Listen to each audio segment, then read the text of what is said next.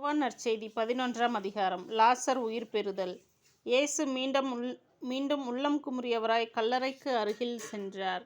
அது ஒரு குகை. அதை ஒரு கல் மூடியிருந்தது. கல்லை அகற்றி விடுங்கள் என்றார் இயேசு. இறந்து போனவரின் சகோதரியான மார்த்தா அவரிடம், ஆண்டவரே, 4 நாள் ஆயிற்று, நாற்றம் அடிக்குமே என்றார். இயேசு அவரிடம், நீ நம்பினால் கடவுளின் மாட்சிமையை காண்பாய் என நான் உன்னிடம் கூறவில்லையா என்று கேட்டார்.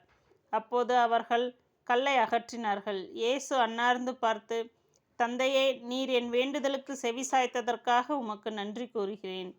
நீர் எப்பொழுதும் என் வேண்டுதலுக்கு செவிசாய்க்கிறீர் என்பது எனக்கு தெரியும். எனினும் நீரே என்னை அனுப்பினீர் என்று சூழ்ந்து நிற்கும் இக்கூட்டம் நம்பும் பொருட்டே இப்படிச் சொன்னேன் என்று கூறினார். இவ்வாறு சொன்னபின் இயேசு உரத்த குரலில், லாசரே, வெளியே வா என்று கூப்பிட்டார். இறந்தவர் உயிரோடு வெளியே வந்தார். அவருடைய கால்களும் கைகளும் துணியால் சுற்றப்பட்டிருந்தன. முகத்தில் துணி சுற்றப்பட்டிருந்தது. கட்டுகளை அவிழ்த்து அவரை போக விடுங்கள் என்று இயேசு அவர்களிடம் கூறினார். இயேசுவை கொலை செய்ய திட்டம். மரியாவிடம் வந்திருந்த யூதர் இயேசு செய்ததைக் கண்டு அவரை நம்பினர். ஆனால் அவர்களுள் சிலர் பரிசேயரிடம் சென்று இயேசு செய்ததை தெரிவித்தனர். தலைமை குருக்களும் பரிசேயரும் தலைமைச் சங்கத்தை கூட்டி, இந்த ஆள் பல அரும் அடையாளங்களை செய்து கொண்டிருக்கிறானே, என்ன செய்யலாம்? இவனை இப்படியே விட்டுவிட்டால் அனைவரும் இவனிடம் நம்பிக்கை கொள்வர்.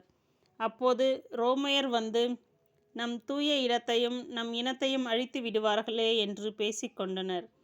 கயப்பா என்பவர் அவர்களுள் ஒருவர். அவர் அவ்வாண்டின் தலைமை குருவாயிருந்தார். அவர் அவர்களிடம், உங்களுக்கு ஒன்றும் தெரியவில்லை.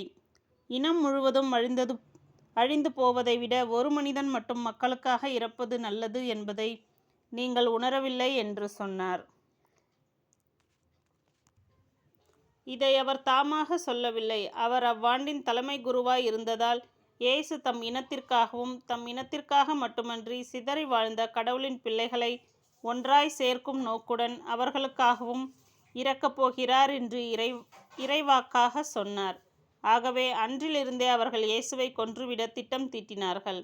அது முதல் இயேசு யூதரிடையே வெளிப்படையாக நடமாடவில்லை. அவர் அவ்விடத்தினின்று அகன்று பாலை நிலத்திற்கு அருகிலுள்ள பகுதிக்கு போனார். அங்கு எப்ராயிம் என்னும் ஊரில் தம் சீடருடன் தங்கியிருந்தார்.